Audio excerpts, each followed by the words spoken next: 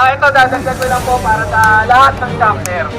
Ako po, naisip ko ngayon, challenge ko kasi lahat ng member namin ng Cavite, Tagaytay, Lowell Cavite, na makapag-invite tayo ng mga newbie.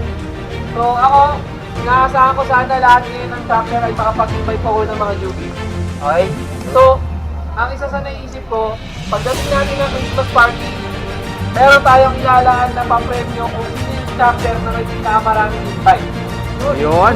Paano nyo, magpa-raffle tayo ng helmet Anniversary. sa anniversary natin. Mas national yun ah. Ayun. Oo. Para ngayon, maganaan yung mga chapter natin. Diba? So, si Ma'am Nola, nagpapagawa siya ng mga best kung sino yung mga naka-line up simula ngayon.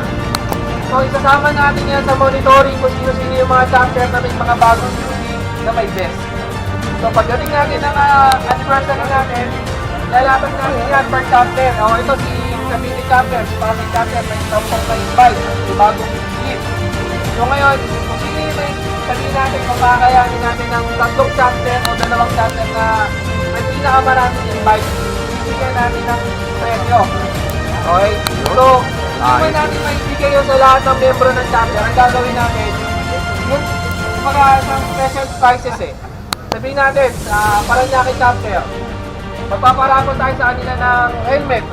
Ngayon, kung sino yung lahat ng member ng Paranaque chapter kasali, sila lang yung pwede mabunot.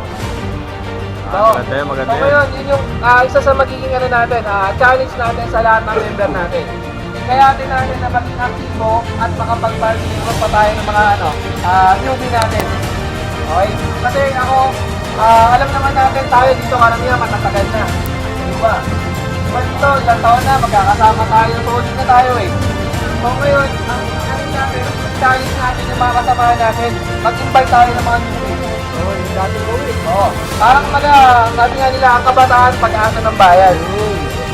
Ngayon, isa sa ipakita natin sa MRCT na tayo bilang miyembro, kaya natin makikahit pa ng mga kasamahan natin. Diba? So pag nangyari yun, mas dadami tayo, mas isila tayo. Okay? So yun po, maasahan ko ba kayo doon?